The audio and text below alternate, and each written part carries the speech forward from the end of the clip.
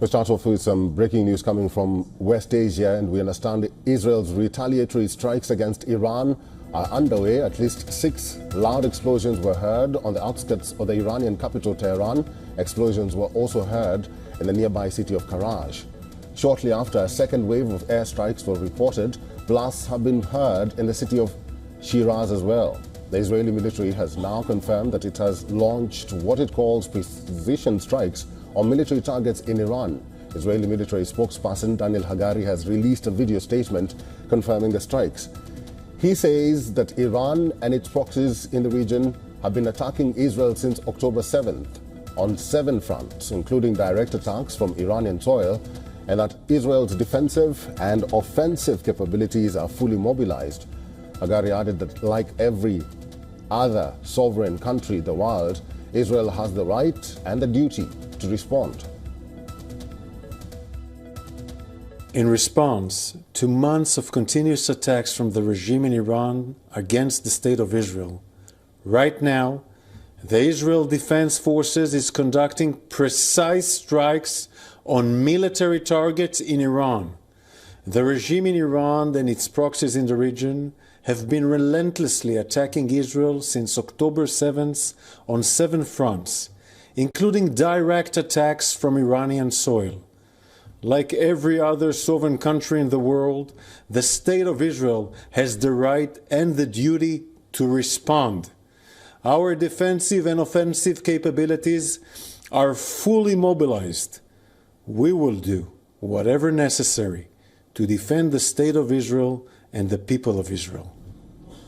Washington has also confirmed that Israel is conducting targeted strikes in Iran, calling it an exercise of self-defense. National Security Council spokesperson Sean Savit says that the attacks are in response to Iran's ballistic missile attack against Israel on October 1st. According to U.S. media reports, the White House was notified a short time before Israel launched its strikes. However, it stresses that it is not involved in the Israeli strikes. Meanwhile, explosions have also been reported in Syrian capital Damascus.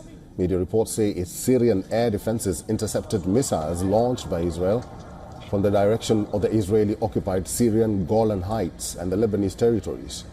Israeli media says that the Security Cabinet had approved the plan for the strike last night, adding that Prime Minister Benjamin Netanyahu and Defense Minister Yoav Gallant are now in an underground bunker at the Defense Ministry headquarters in Tel Aviv.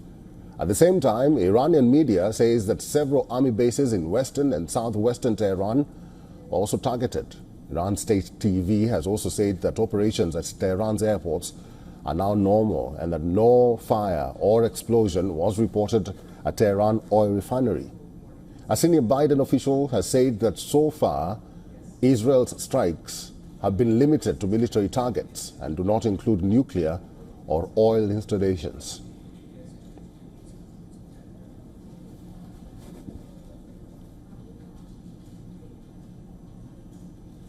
Our correspondent Suzette Irani has the latest. The White House was notified shortly before Israel carried out its airstrikes against Iran, according to Fox News. U.S. officials were allegedly angry that Israel didn't give them a heads up last month when its airstrikes eliminated Hezbollah chief Hassan Nasrallah in Beirut. The White House now says that Israeli military targets are quote-unquote an exercise of self-defense following Tehran's ballistic missile attack earlier this month against Israel. National Security spokesperson Sean Savit said, quote, targeted strikes on military targets are an exercise of self-defense and in response to Iran's ballistic missile attacks against Israel on October 1st. The Biden administration has said that so far Israeli strikes appear to be limited to military targets and do not include nuclear sites. The U.S. says that it was not involved in these strikes against Iran on the part of Israel. Susan Tehrani reporting from New York for WION World is One. Dr. Alan Bastien is from Boston. He's a professor of political science, Israel Institute fellow. Is now joining us live on this broadcast. Professor, welcome and thank you very much for making time for us. What are the kind of checks that the U.S. has laid on Israel on the extent to which retaliatory strikes against Iran can go? Thank you for having me. The United States made explicit that it is not want Israel to attack the nuclear facilities that Iran has. Israel has been threatening to attack them for years. However, it appears that Israel is listening to the United States thus far, and not to attack the oil production capabilities. This was a request that was made by Qatar, Bahrain, the United Arab Emirates. They were all nervous that if Israel attacks the oil capabilities and oil rigs in Iran, that Iran would retaliate against their own energy production capabilities. Thus far, Israel has said that it's attacking only military sites. Iran has pretty much confirmed this. The one attack that has been reported in Shiraz may be interesting. Iran has said that it is trying to build a nuclear facility in Shiraz. That may be somewhere where Israel's pushing the line a little bit. Maybe they're attacking a facility that's being built, so they're not violating what the United States said, but are still attacking a nuclear facility. I don't know that. That's just interesting that that specific city was targeted because it's a very southern part of Iran. It's not as easy for Israel to attack there. Professor, there is the ceasefire talks that resumed yesterday. Then there's the anticipated retaliatory strikes that happened today and happened yesterday. How should one expect this war and the ceasefire to pan out in the coming days?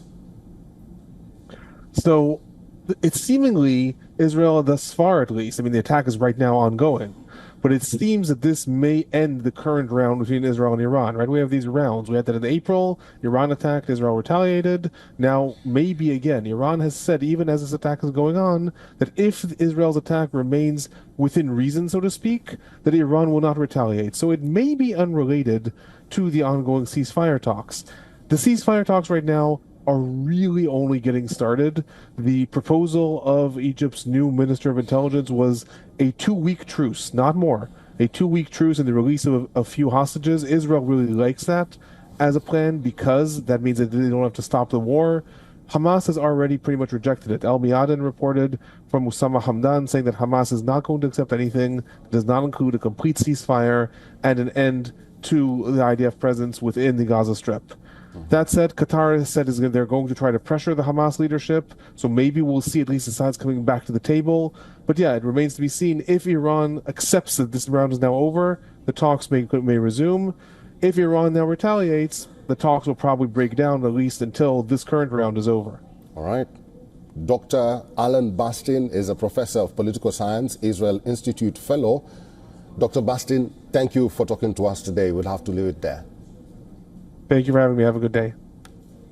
For all the latest news, download the WION app and subscribe to our YouTube channel.